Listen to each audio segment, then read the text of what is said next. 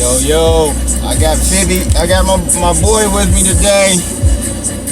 Fibonacci is in the building. Say hi, Fibby. How you guys doing today? Hope your morning's going well. Got to do a car video today. So today I really just wanted to talk about, I was talking to Truth Blitz and then my boy John App as well about ICOs and how I felt about them and their performance lately. And you know, I really feel like we are, and I've said this before, but I've got some new subs, so I just want to say it again.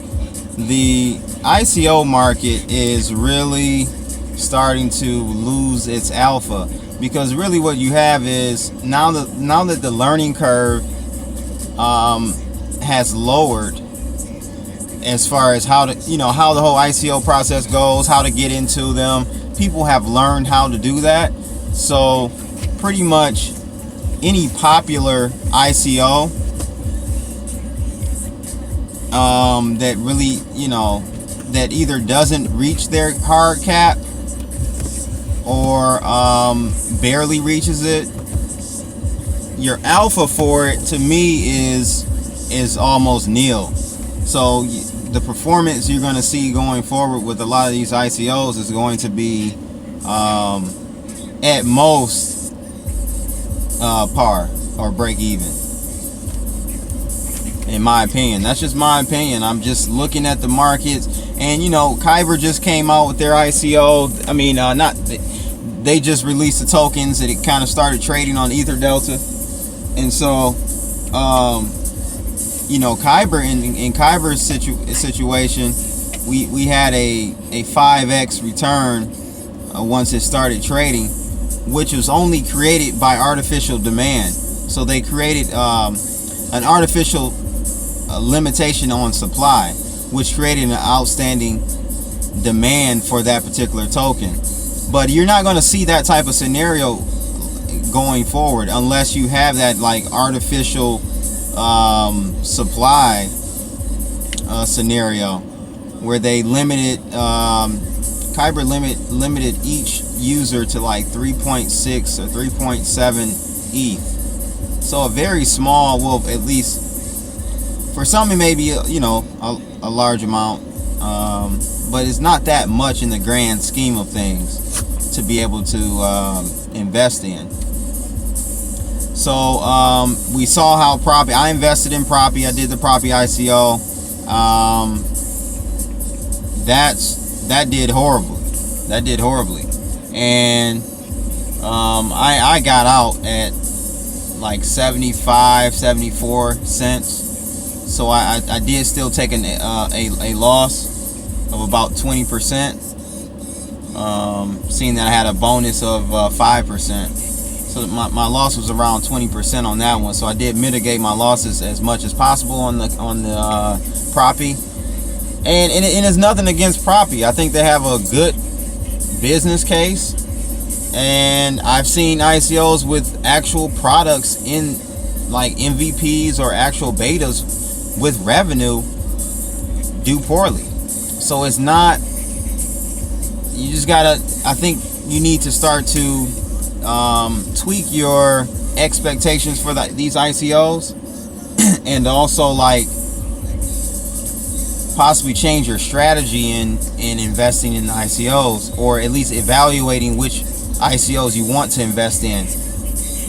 If you want that huge, you know, X return, you've either got to be in a pool, participate in a pool where you get a huge discount, or you know, you got to find a sleeper. You got to find a sleeper ICO where you won't get the pop out of the gate, but maybe, you know, 2-3 months down the road, when people find out about it and they actually have a working product and you know, you know, some actual users and revenue, then you'll get that pop. So that's just something to think about. I think that there's been a shift. I don't think there's a bubble, but I think the days of getting those really huge returns right when they hit exchanges is probably probably over for most cases, unless, like I said, if you're in a pool where you get a significant discount versus the rest of the investing pool, or you're gonna have to wait.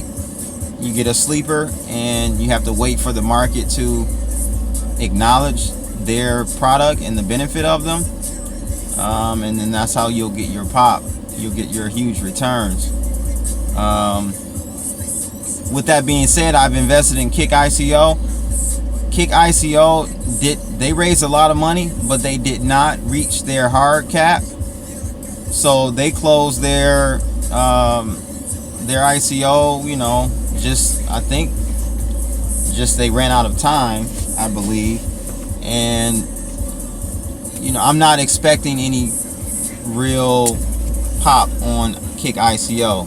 Great product. I think they're going to do very well, but I'm shifting my investment time horizon with these ICOs, and I'm shifting my expectations for profit with a lot of these ICOs because of what I just stated. Second thing, I tweeted this yesterday. It's so unfortunate how Wall Street and just the capitalist market works currently in America and around the world, really. Equifax CEO has resigned, or will be resigning, and his name is Richard Smith. So he's gone. He's getting ready to retire after the data breach, of course, that we know about, that affected 143 million people. So he's going to go ahead and retire. I'm sure he's going to get an excellent severance package, because that type of stuff is already, when you take roles as like CEO, upper management, period, when you take roles like that, you basically have a contract with the company that you're leading. So in his contract, you have like severance deals, and they structure that stuff, and they go back and forth and negotiate all of that type of stuff before they sign the contract to actually say, I'm going to be the CEO of this Fortune 500 company. So he's going to get a huge severance package worth millions and millions of dollars and walk away scot-free. And what are we left with?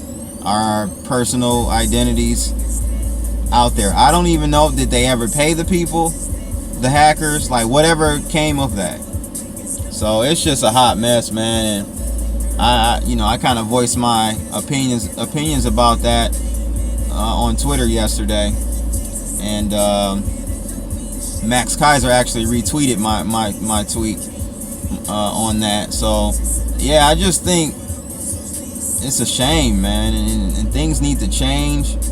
And I really hope that blockchain is able to do that, and I feel like it will, both on the security side of things, and have scenarios where smart contracts are in place, so leadership don't get severance packages unless key events and metrics are met. You know what I mean? So he's going to be able to get off scotch-free.